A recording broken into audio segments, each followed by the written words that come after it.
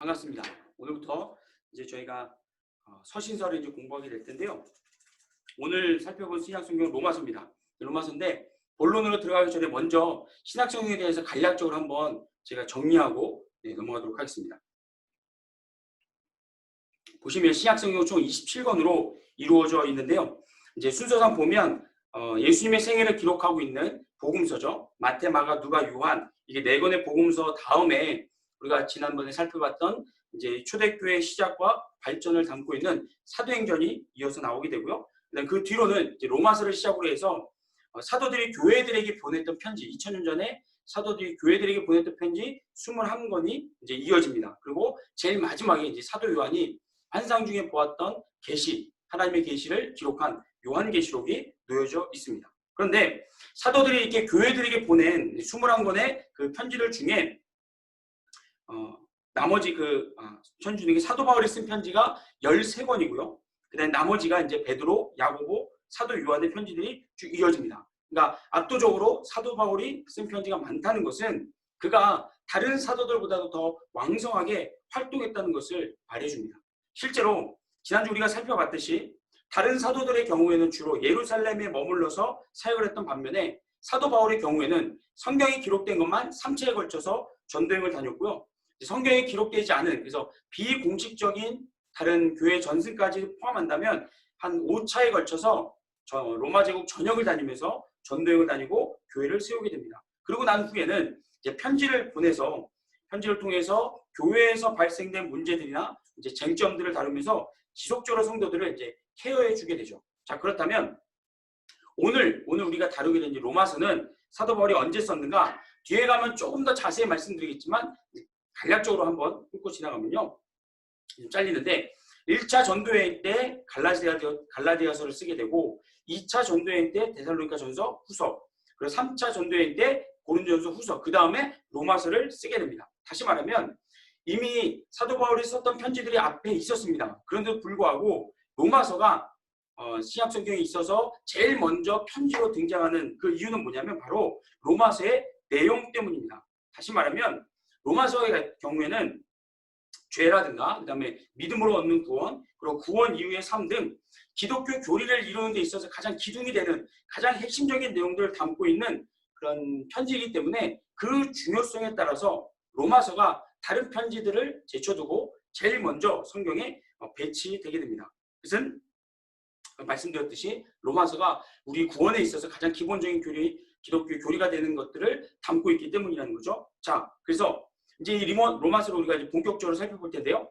오늘 순서는 이렇습니다. 저자와 순자의 관계, 기록 시기와 목적, 개요, 핵심 주제, 그리고 결론을 내도록 하겠습니다. 자, 먼저 우리가 볼 것은 로마서를 쓴 사도 바울과 로마 교회의 관계입니다. 자, 바울은 로마서 1장 1절에서 예수 그리스도의 종이라고 자신을 표현하면서 로마서를 시작하는데 사실 바울이 직접 로마서를 쓴 것은 아니었습니다. 로마서 16장 22절을 보면 더디오라고 하는 바울의 동역자가 바울이 이야기를 하면 그 내용을 대피를 해서 로마서를 기록하게 됩니다.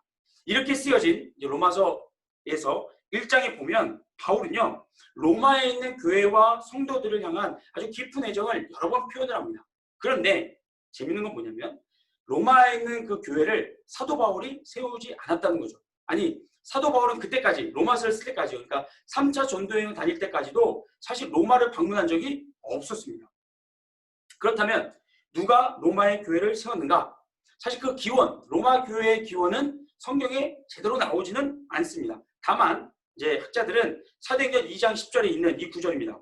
그러니까 오순절날 예루살렘에 방문했었던 로마로부터 온 나그네들. 그래서 그 뒤에 보면 유대인과 유대교에 들어온 이방인들 해가지고 유대교적인 배경을 갖고 있는 유대인과 그리고 유대교에 귀의했던 유대교를 개종했던 이방인들, 헬라인이나 로마인들, 그들이 오순절날 예루살렘 방문했다가 거기서 베드로가 전하는 설교를 듣고 또 이후에 사도들을 통한 그 말씀을 듣고 나서 예수를 믿고 그 다음에 로마로 돌아가서 자신들의 집으로 돌아가서 교회를 세웠을 것이다 라고 그렇게 학자들은 추측을 합니다. 때문에 로마의 교회는 유대인으로만 이루어진 것도 아니었고요. 또 이방인들만, 비유대인들만으로 이루어진 교회도 아니었습니다. 둘이 적절히 섞여 있었는데 로마서 내용을 토대로 했을 때는 아마도 유대인의 비율보다는 비유대인의 비율이 더 높지 않았을까 그렇게 추측해 볼 수 있습니다. 이어서 로마서를 기록한 시기와 그 목적에 대해서 한번 보도록 하겠습니다. 지도를 한번 보시면 이게 뭐냐면 3차 전도여행 때 사도 바울이 다녔던 이제 그 행적입니다. 보면 바울은요 3차 전도여행이 끝날 무렵에 고린도에서 그 네모칸처에 있는 고린도에서 약 3개월간 머물러 있으면서 그때 로마서를 기록했을 거라고 제가 보고 있습니다.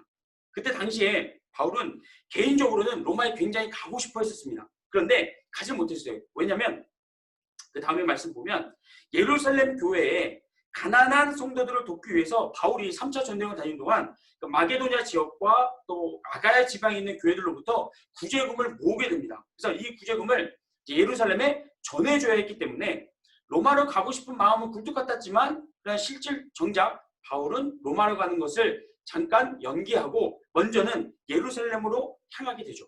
자, 그런데 여기서 우리가 조금 더 생각해 볼 것은 뭐냐면 지난 시간에 우리가 바울의 전도여행을 쭉 살펴봤잖아요. 그래서 3차 전도여행을 이야기하면서 바울이 예루살렘으로 돌아가는 그 길마다 그럼 바울이 성령님을 통해서 어떤 음성을 듣습니까?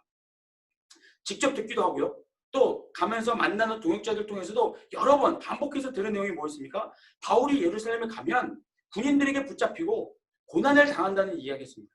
그러니까 예루살렘에 가면 막 사도들이 환영해주고 성도들이 막 박수 쳐주는 게 아니라 거기만 바울을 그 예루살렘에서는 바울을 향한 고난이 핍박이 기다리고 있다는 메시지를 거듭해서 바울이 듣게 됩니다. 그러니까 개인의 안전을 생각했다면 사실 바울은 3차 전도여행을 끝내고 구제금을 다른 사람을 통해 예루살렘에 보내더라도 자신은 예루살렘이 아닌 어디로 가야 맞습니까? 본인이 가고 싶어 했던 로마로 향했어야 맞습니다. 만약에 개인의 안전을 우선으로 했다면 말이죠. 그런데도 바울이 고난이 기다린다, 핍박이 기다린다고 경고하고 예고되는 그 예루살렘으로 굳이 가고자 했던 이유가 뭐였냐면 이 마게도냐와 아가야 지방에서 거둔 그 구제금을 예루살렘에 전해주는 것, 예루살렘에 있는 유대교 배경을 가진 성도들에게 그 구제금을 전해주는 것은 유대 기독교와 이방 기독교 간의 하나됨을 굉장히 상징하고 그 다음에 그 관계를 서로 간의 관계를 더 발전시키는 아주 중요한 사역이었기 때문입니다. 왜냐하면 1차 예루살렘 공의죠. 1차 전도여행을 마치고 난 후에 이뤄졌던 1차 예루살렘 공의에서 비록 유대인들이 이방인들 향해서 형제로 받아주고 칭해주고 품어주긴 했어도 여전히 그때까지도 아직까지 유대교를 배경으로 하는 기독교인들은 이방인 기독교인들을 사실 잘 받아주지 못했습니다. 그러다 보니까 바울은 이 둘의 하나됨, 일치와 연합을 위해서 굉장히 고심하고 있었고 이거를 이루는 데 있어서 마게도냐와 아가야 지방에서 거둔 그 구제금이 굉장히 큰 역할을 했던 것입니다. 그래서 바울이 이걸 직접 전해주면서 봐라. 야, 이방 기독교인들이 우리들을 이렇게 사랑한다. 이렇게 우리를 품어준다. 도와준다. 이런 메시지를 전해주고자 했다는 것이죠. 그래서 일단은 핍박이 어떻든 고난이 어떻든 그 일치를 이루기 위한 그 목적, 그 사명을 더 우선해서 바울은 예루살렘을 향하고요. 로마행은 잠시 연기하게 됩니다. 자, 그렇다면 기록 목적은 무엇인가? 라고 했을 때 기록 목적은 세 가지로 우리가 볼 수 있는데요. 첫째는 뭐냐면 로마에 있는 성도들의 믿음을 더 견고하게 세워주기 위해서 로마서를 사도 바울이 쓰게 됩니다. 말씀을 보시면 내가 너희 보기를 간절히 원하는 것은 어떤 신령한 은사를 너에게 나눠주어 너희를 견고하게 하려 합니다. 라고 이제 표현하고 있어요. 근데 이렇게 신령한 은사를 나눠주려고 했던 그 바울의 마음속에는 한편으로 뭐가 있었냐면 아까 얘기했듯이 로마에 있는 교회는 사도들이 직접 가서 복음을 전하고 세운 교회가 아니었습니다. 그러니까 그냥 예루살렘 방문했던 순례객들이 복음을 듣고 가서 세운 교회이기 때문에 체계적인 가르침, 체계적인 어떤 내용에 대해서 사도 바울이 가르쳐주고자 하는 마음이 컸다는 거죠. 그렇다면 신령한 은사, 그가 가르쳐주고자 했던 내용이 무엇이었는가? 바로 여기서 나옵니다. 그러므로 나는 할 수 있는 대로 로마에 있는 너에게도 뭘 전하기 원합니까? 복음을 전하기 원합니다. 예수 그리스도의 복음, 그 복음 안에 담겨있는 신령한 메시지, 신령한 그 비밀들을 잘 풀어 설명해 주기 위해서 그걸 통해서 로마에 있는 성도들을 더욱더 믿음을 견고하게 세워주기 위해서 바울이 로마서를 기록하게 됩니다. 이게 첫 번째 목적이 되고요. 두 번째 목적은 뭐냐면 성도 간의 문화적인 차이를 극복하기 위해서 그 극복을 도와주기 위해서 또 로마서를 기록하게 됐는데 이 목적은 우리 앞서 이야기했듯이 당시 로마에 있는 교회는요, 유대교적인 배경을 갖고 있는 성도들과 또 비유대교적인 배경, 그러니까 다른 이방 종교의 배경을 갖고 있는 성도들이 같이 묶여 있었습니다. 그러다 보니까 서로 간의 다른 종교적인 배경과 문화적인 차이로 인해서 갈등이 있었다는 거예요. 로마서 14장에 보면 그런 내용이 나오죠. 그래서 모든 것을 먹을 만한 믿음이 있는 사람이 있는가 하면 믿음이 연약한 자는 채소만 먹는 자. 이게 무슨 내용이냐면 배경 설명 내용이 있습니다. 유대교적인 배경을 갖고 있는 성도들은 모세 오경에서 율법에서 먹지 말라고 하는 부정한 동물들은 먹지 말라고 하는 그 규정에 매여 있었던 거예요. 예수를 믿고 구원받았음에도 불구하고 어렸을 때부터 들어왔고 지켜왔었던 그런 어떤 율법적인 행위들을 쉽게 버리지는 못하는 겁니다. 그런데 비유대교적인, 그러니까 이방 종교의 배경을 갖고 있던 사람들은 그런 거에 매이지 않잖아요. 그러니까 유대교적인 배경을 갖고 있는 성도들 향해서 이렇게 비난할 수 있는 거예요. 야, 왜 이렇게 아직도 믿음이 약하냐. 먹어도 된다. 하나님 다 먹으라고 했다. 우리는 깨끗하다. 이런 식으로 비난을 하고, 또 한편으로 유대교적인 배경을 갖고 있는 성도들은 그런 비유대교적인 배경을 갖고 있는 성도들을 향해서 비난하고 또 이렇게 무시하는 겁니다. 와, 너희들은 유대인이 아니기 때문에, 너희들은 유대교를 모르기 때문에, 너희는 하나님께 처음부터 택한 민족이 아니기 때문에 너희들 그렇게 행동할 수 있는 거야. 등등의, 그러니까 서로 간에 향한 그런 어떤 문화적인 차이로 인한, 종교적인 배경의 차이로 인한 갈등을 조정하고 그것을 하나로 어우르기 위한 목적으로 로마서를 바울이 기록하게 됩니다. 이게 두 번째 목적이고요. 자, 세 번째는 뭐냐면 서바나. 서바나는 이제 스페인의 그 음명인데요. 당시 땅끝으로 여겨졌던 그 스페인으로 바울이 가서 선교하는 데 있어서 로마 교회로부터 좀 도움을 얻고자 했었습니다. 왜냐하면 바울이 쓴 내용들을 보면 이미 바울이 로마 제국의 동쪽 부분은 거의 많이 다니면서 교회를 세웠고 동역자들을 세웠습니다. 그래서 거기서 더 이상 본인이 할 일이 없다라고 생각을 해서 다음 새로운 개척지 로마 제국의 서쪽을 향해서 바울이 눈을 돌렸고 거기로 가기 위한 하나의 어떤 선교 기지로서 로마 교회를 삼고 그 로마 교회를 통해서 도움을 얻어서 서반으로 가서 스페인으로 가서 복음을 전하고자 그런 걸 부탁하기 위해서 로마서를 쓰게 됩니다. 그래서 이어서 개요를 보시게 되면 로마서는 16장으로 이루어져 있는데요. 사실 이 16장을 한 장 한 장이 너무나 중요한 메시지를 담고 있고 한 장 한 장을 저희가 디테일하게 살펴봐야 맞습니다. 그러나 시간상 우리가 개요를 이렇게 만들어서 대략적으로 보게 되면 1장 1절부터 17절까지 서론과 기록 목적이 나오고 그 다음에는 죄의 보편성이 이어집니다. 그래서 이 죄의 보편성에서는 유대인들뿐만 아니고 이방인들까지도, 그러니까 이방인들뿐만 아니라 유대인들까지도 하나님께 택함받은 백성이라고 불려지는 유대인들까지도 사실은 죄인에 불과하다. 하나님 앞에서는 죄인이다. 라고 해서 유대인과 비유대인 모두가 다 구원이 필요하다라는 것을 여기서 어필합니다. 그 다음에는 하나님이 그러면 어떻게 우리를 구원할 수 있는가? 어떤 방법을 통해서 우리에게 구원하시는가? 라고 해서 유대인과 비유대인 모두에게 필요한 하나님의 구원 방법에 대해서 설명하고 있고요. 여기서 예수 그리스도의 구원이 아주 분명하게 드러납니다. 그 다음에 이어지는 내용은 그렇게 구원받은 성도들에게 약속되어 있는 예수 그리스도 안에 들어온 성도들에게 약속된 승리들에 대해서 아주 자세하고 구체적으로 사도 바울이 이야기합니다. 그래서 죄로부터의 승리뿐만 아니라 화평과 환난과 인내와 연단, 소망, 사랑 등등 여러 가지 모든 영적인 가치들이 예수님 안에서 다 누릴 수 있으며 그것이 그리스도인에게 승리의 기쁨과 만족감을 준다는 내용들을 담고 있습니다. 그러고 난 다음에 이제 9장부터 해서 11장까지는 이스라엘 향한 하나님의 섭리를 이야기합니다. 이 부분을 왜 바울이 넣었을까? 우리가 추측해 볼 수 있는 게 뭐냐면 당시 로마 교회는요.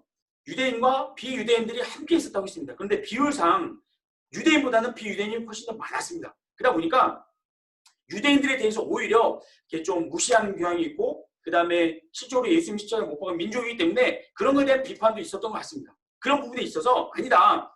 유대인들이 이렇게 무시받고 이렇게 뭐랄까요? 언더에스티메이트 되는 거는 사실 하나님의 경륜 속에서 이루어지는 구원의 한 과정이 불과한 거지. 그게 이제 유대인들이 하나님을 향한 하나님이 유대인들을 향한 사랑이 끊어졌다거나 하나님께 유대인들을 포기했다거나 이런 게 아니라 오히려 유대인들을 더 회복시키고자 하는 이스라엘 민족을 하나님께 선택했을 때부터 지금까지 이어오는 하나님의 신실하심과 은혜와 구원에 대한 그 경륜, 그 섭리는 결코 끊어지지 않았다. 오히려 유대인들이 회복될 때 모든 민족이 다 하나님 앞에 온전히 드려질 수 있다. 왜냐하면 유대인들은 그들의 조상인 이스라엘 백성들은 하나님의 제사장 나라로 선택받았기 때문이다. 이런 등등의 내용들, 그러니까 이스라엘 향한 하나님의 섭리에 대해서 바울이 강조합니다. 그 다음에 이어진 내용은 이제 구원받은 성도들의 생활 윤리를 이야기합니다. 그리고 나서 마지막으로는 이제 앞으로 본인이 로마 교회를 방문할 것이고, 방문한 이후에 아까도 우리가 봤던 서바나로 향한 그 선교 계획에 대해서도 바울이 이야기한 다음에요. 그 다음에 우리가 또 주목해 본 뭐냐면 16장에 보면 바울이 자신의 동역자들을 쭉 열거합니다. 쭉 이렇게 소개하는데 놀라운 건 뭐냐면 바울 한 사람의 어떤 노력과 한 사람의 어떤 특별한 능력으로 인해서 전도행이 이루어진 것이 아니라 16장에 나와 있는 바울의 수많은 동역자들이 그를 바울이 바울되도록, 바울의 전도행에서 지치지 않도록, 낙심하지 않도록, 중간에 포기하지 않도록 함께 협력해서 이뤄갔다는 사실을 우리 로마서 16장을 통해서 확인해 볼 수가 있습니다. 자, 이제 네 번째 핵심 주제입니다. 오늘의 하이라이트인데요. 첫 번째, 로마서에는요 다양한 내용들이 있고 그 내용들을 사실은 다 다뤄야 맞습니다. 그러나 이 시간에는 좀 짧게 우리가 요약을 해서 세 가지로만 핵심 주제를 살펴보고자 합니다. 첫 번째는 뭐냐? 죄의 보편성과 예수 그리스도를 통한 구원의 필요입니다. 죄의 보편성과 예수 그리스도를 통한 구원의 필요. 여러분, 죄라는 것은요 뭐냐면 인간이 스스로를 하나님의 위치에 서서 하나님보다 자기 자신을 기쁘게 하는 것이 죄라고 정의해 볼 수 있습니다. 로마서에 따르면. 다시요. 죄라는 것은 인간이 스스로가 하나님 자리에 서서 하나님이 돼서 자기 자신을 만족시키기, 자기 자신을 기쁘게 하려는 그런 열망, 그런 갈망이 죄라고 우리가 정의해 볼 수 있습니다. 그래서 로마서 1장에 보면 이렇게 나와 있죠. 스스로 지혜 있다 하나 어리석게 되어 썩어지지 아니하는 하나님의 영광을 썩어질 사람과 새와 짐승과 기어다니는 동물 모양의 우상으로 바꾸었느냐. 스스로 지혜 있다고 생각하지만 그러나 정작 어디에 매입니까? 자신에게 쾌락을 주는, 즐거움을 주는 어떤 형상이나 어떤 세상의 물질이나 거기에 매이게 되는 것이 결국에는 죄의 결과인데, 오늘날에는 우리가 뭐로 바꿀 수 있습니까? 가장 하나님이 돼서 가장 자기를 누리는 데 있어서 필요로 하는 거, 현대사회 사람들이 필요로 하는 게 뭐죠? 하나님 되는데 필요한 거? 그게 돈이죠. 오늘날에는 돈이 사람들로 하여금 하나님이 되는데 가장 필요로 하는 여겨지는 것 중에 하나입니다. 돈. 그래서 우리가 올해 초에 한번 그 이슈가 됐었던, 한국에서 이슈가 됐었던 N번방의 사건을 여러분들 들어보셨을 겁니다. 텔레그램에서 채팅방을 만들어서요. 거기서 온갖 정말 저질스럽고 정말 타락적인 그런 여성의 성적인 학대와 성적인 착취 영상들을 쉐어하면서 돈을 받고 쉐어하면서 했던 사건들. 그래서 거기에 연루됐던 피해 여성들이 약 76명이 된다고 하고요. 그 중에 16명은 미성년자라고 합니다. 여러분, 근데 이런 채팅방이 운영됐던 가장 근본적인 원인이 뭘까요? 돈이죠.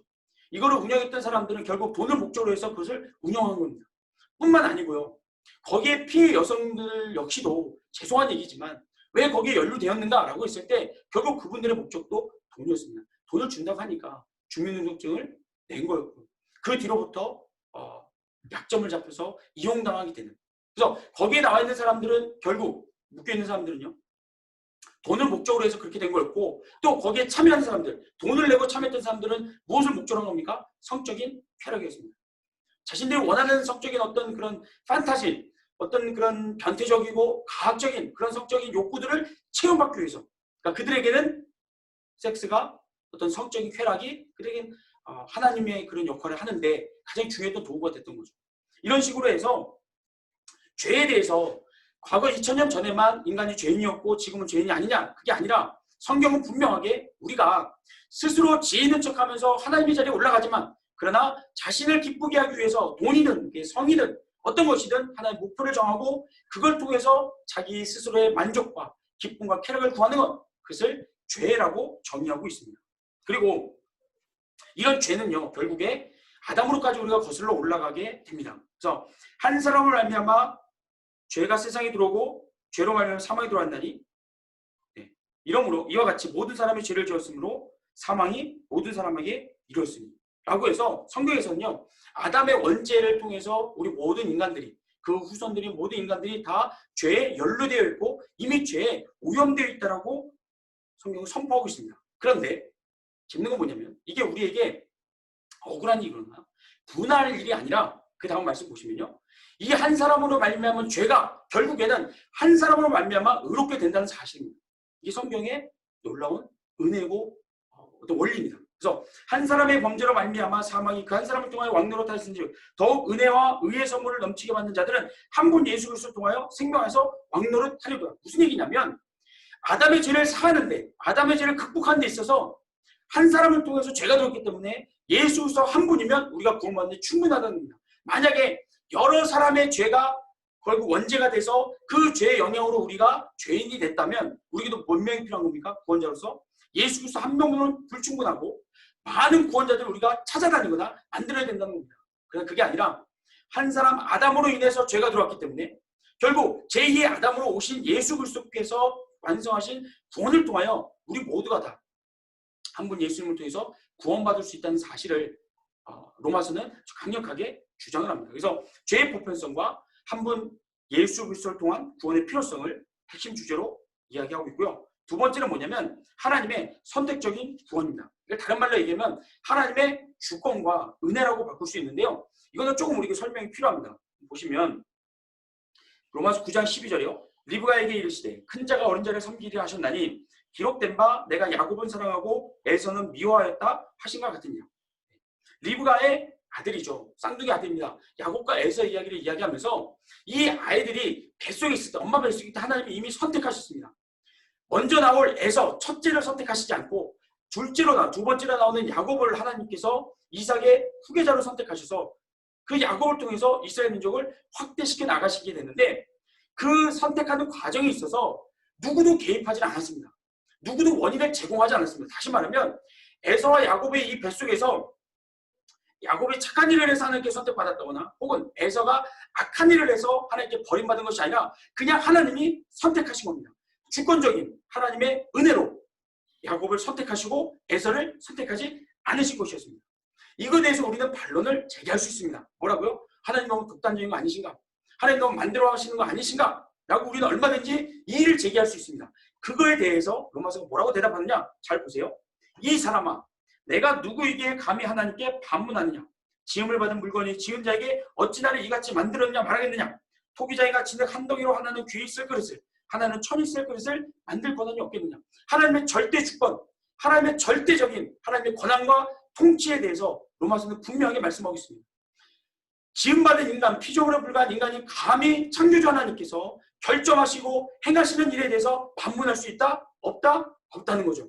왜냐? 하나님은 우리 피조물의 한 종류가 아니라 혹은 사람이 만들어낸 결과물이 아니라 하나님은 스스로 완전하시며 스스로 영원히 계시는 분이시기 때문에 세상을 창조하신 창조주시기 때문에 피조물을 우리가 감히 하나님 앞에 하나님이 틀렸다라고 하나님이 실수했다라고 감히 반문하거나 이의를 제기할 수 없다는 사실입니다. 근데 이게 우리의 구원의 관점에서 보게 되면 엄청난 은혜요, 엄청난 진리가 담겨 있습니다. 뭐냐면 만약에 여러분 하나님께서 절대적인 권한을 가지시고 통치권을 가지시고 예수님 이 땅에 보내시지 않았다면 예수님은 이 땅에서 죽임당하지 않으셨을 겁니다.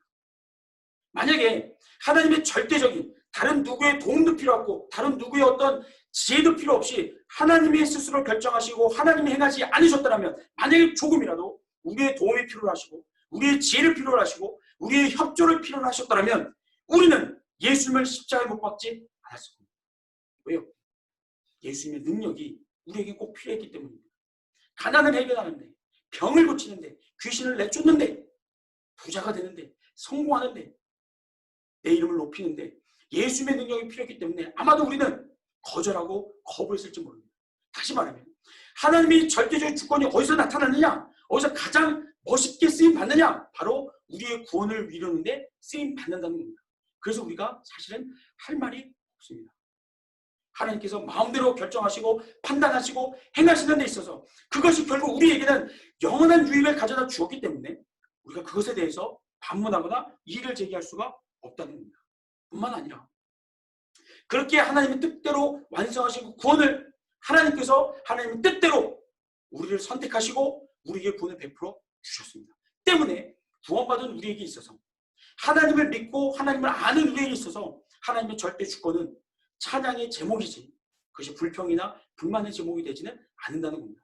나 같은 사람을 어떻게 구원받습니까? 나 같은 사람이 어떻게 구원받습니까? 하나님께서 하나님 뜻대로 하나님의 절대적인 주권을 행사하지 않으셨더라면 만약에 내가 뭔가 구원의 조건을 만들어야 되고 내가 구원의 어떤 공로를 만들어야 된다고 했다면 우리는 아마 구원받을 사람 구원받지 못했을 겁니다. 그러나 하나님의 절대적인 주권은 하나님의 뜻하신 가운데서 은혜를 베푸사 우리가 구원을 받게 되었다는 거죠. 그래서 하나님의 선택적인 구원은 결국에 우리의 구원에 있어서 가장 필요한 것이며 가장 위대한 하나님의 그 권한이라는 것을 우리가 깨달을 수 있습니다. 세 번째는요, 구원받은 성도의 새로운 삶입니다. 이거 우리가 한 단어로 줄이면 성화라고 할 수 있습니다. 로마서 12장 21절을 보면 이렇게 한 단어로 우리에게 변화된 삶, 달라진 삶을 정의합니다. 뭡니까? 악에게 지지 말고 선으로 악을 이기라는 겁니다. 악에게 지지 말고 선으로 악을 이기라는 겁니다. 그러나 문제는 뭡니까? 말은 좋은데 우리가 악을 이겨낼 수 있는 힘과 능력이 우리에게는 없다는 거죠. 실력이 없다는 겁니다. 아무리 우리가 인격적으로 성숙해진다 하더라도 우리가 아무리 믿음이 깊어지고 단단해진다 하더라도 그래도 우리는 우리의 힘으로는 악을 결코 이겨낼 수가 없습니다. 그래서요, 하나님이 성령님 우리에게 보내주셨습니다. 이와 같이 성령도 우리의 연약함을 도우시나니 우리는 마땅히 기도할 바를 알지 못하나 오직 성령이 말할 수 없는 탄식으로 우리를 위하여 친히 간구하시느니라. 성령님이 어떻게 하신다고요? 우리의 연약함을 도우신다는 겁니다. 그러니까 성경은 악에게 지지 말고 선으로 악을 이겨라 라고 우리에게 모든 정권을 넘겨준 게 아니라 성령님을 통해서 악을 선으로 이길 수 있다는 것을 성경은 우리에게 말씀하고 있습니다. 다시 말하면 우리의 힘으로 우리의 어떤 실력으로만이 아니라 반드시 성령님을 의지해야지만 성령님 안에서만 성령님의 도우심을 통해서만 우리가 악을 선으로 이길 수 있다는 사실, 그걸 로마서는 거듭해서 강조합니다. 그래서 그렇게 성령님을 통해서 은혜를 받고 도움을 받는 성도들, 그들이 악을 이기는 데 있어서 도움이 될 수 있는 건 뭐냐면, 보세요. 내가 확신하노니 사망이나 생명이나 천사들이나 권세자들이나 현질이나 장래일이나 능력이나 높음이나 깊음이나 다른 어떤 피조물이라도 우리를 우리 주 그리스도 예수 안에 있는 하나님의 사랑에서 끊을 수 없느니라. 성령님 우리에게 도와주시는 게 뭡니까? 하나님의 사랑으로 우리를 붙잡아 주시는 겁니다. 우리가 어떤 상황에 처하더라도 고난이든 핍박이든 어려움이든 문제를 만난다 하더라도 결코 우리가 하나님의 사랑으로부터 분리되지 않도록 우리를 붙잡아 주십니다. 우리가 실수할 때도, 우리가 넘어질 때도, 심지어 우리가 죄를 범했을 때도 성령님께서 하나님의 사랑으로 우리를 붙잡아 주셔서 우리로 하여금 다시금 기회를 주시고 우리가 다시 일어나서 하나님의 뜻대로 살아갈 수 있도록 힘을 북돋아 주십니다. 그래서 결과적으로 뭡니까? 악에게 지지 않고 선으로 악을 이길 수 있는 삶, 그런 삶으로 성령님께서 우리를 인도해 가신다는 겁니다. 이것이 구원받은 성도의 새로운 삶이요, 성화의 삶이라고 할 수 있습니다. 우리의 힘이 아니라, 우리의 지혜가, 실력이 아니라 성령님의 도우심 안에서 하나님의 사랑과 늘 연합하여 악을 이기며 선으로 악을 이기며 나아가는 삶, 그것이 구원받은 성도에게 약속된 삶이라는 거 여러분 꼭 기억하시기 바랍니다. 자, 이제 로마서를 마무리 짓도록 하겠습니다. 결론인데요, 로마서에 여러 가지 귀한 말씀들이 많이 있고 핵심 주제도 우리가 다 살펴봤던 내용들을 또 다시 한번 반복할 필요는 없을 것 같습니다. 다만 많은 사람들이 다양한 로마서의 말씀들을 중요한 걸로 뽑을 수 있지만 저 개인적으로는요, 이 말씀이 사실은 로마서에서 가장 중요한 말씀이라고 생각됩니다. 뭐냐면 바울의 자신의 그 약점을 지금 고백하는 내용인데요. 한번 말씀 보세요. 오라 나는 공고한 사람이로다. 이 사망의 몸에서 누가 나를 건져내랴. 우리 주 예수 그리스도를 말미암아 하나님께 감사리로다. 그런지 내 자신이 마음으로는 하나님의 법을, 육신으로는 죄의 법을 섬기노라.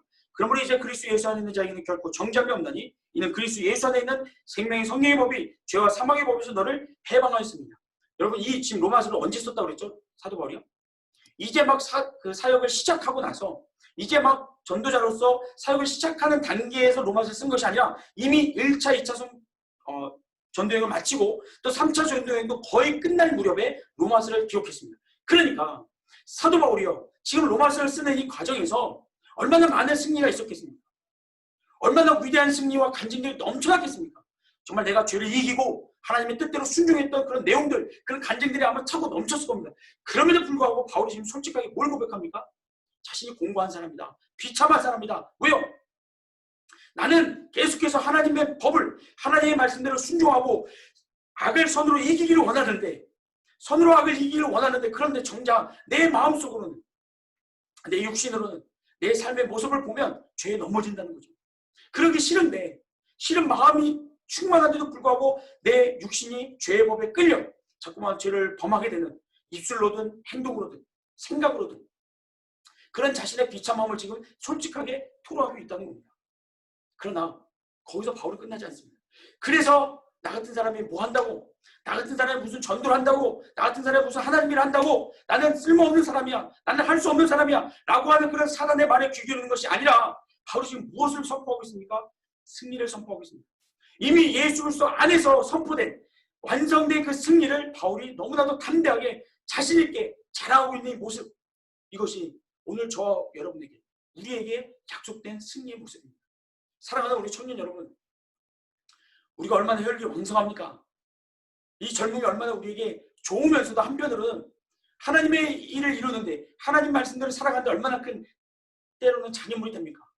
예, 넘어질 때도 있습니다. 자빠질 때도 있습니다. 아예 내 인생이 이제는 끝났다라고, 이제는 더 이상 그리스도인이 될 수 없다라고, 하나님의 자녀가 될 수 없다라고 자포자기할 수 있는 그런 상황도 우리에게는 얼마든지 닥쳐올 수 있습니다. 그러나 그럴 때마다 여러분, 사도 바울의 이 고백을 꼭 기억하시기 바랍니다. 예, 우리에게는 소망이 없습니다. 우리는 아무리 하나님의 뜻대로 살려고 해도, 노력해도 넘어지고 자빠집니다. 하지만 어디에 소망이 있습니까? 우리를 품고 계시는 그리스도, 예수 그리스도 안에 소망이 있습니다. 예수님께서 우리를 결코 정죄하지 않으십니다. 다시 얘기하면 우리를 결코 포기하지 않습니다. 너 그럴 줄 몰랐다? 너 어떻게 그럴 수 있냐? 예수 믿은 지 얼마나 됐는데, 너 지금까지 신앙생활 어떻게 했는데, 예배를 어떻게 들었는데 어떻게 너가 여기서 넘어질 수 있냐? 여기서 어떻게 너가 실패할 수 있냐? 라고 하면서 예수님은 우리를 책망하시거나 질책하시지 않습니다. 오히려 생명의 성령의 법으로 우리를 다시 묶어주십니다. 다시 우리를 회복시켜 주십니다. 그리고 선으로 악을 이길 수 있도록 우리에게 힘을 북돋아 주십니다. 이걸 바울이 3차 전쟁을 거치는 동안에 끊임없이 체험했던 겁니다. 자기 스스로를 봤을 때는 소망이 없고 자기 스스로를 신뢰할 수 없지만, 그러나 자신을 품고 계시는 예수 그리스도, 결코 낙심하지 않으시고 포기하지 않으시고 실망하지 않으시는 그 예수 그리스도의 그 은혜와 사랑과 그 능력, 그 회복 안에서 바울은 다시 일어나고 또 다시 일어나고, 그 회복되는 역사를 지금까지 계속 반복되었고, 그래서 지금 로마서에서 아주 자신 있게 당당히 고백하고 있는 겁니다. 바라옵기는 저 여러분 역시도 이 사도 바울의 고백이 우리의 삶 속에서 날마다 차고 넘쳐나기를 주의 이름으로 축복합니다. 그래서 단 하루도 여러분 게으르지 마시고 나태해지지 마시고 기도하시기 바랍니다. 그리고 하나님 말씀 묵상하시기 바랍니다. 특별히 죄로 인해서 여러분 고통스럽다면, 갈등이 생긴다면 다른 성경보다도 로마서 말씀 한번 정독해 보시기 바랍니다.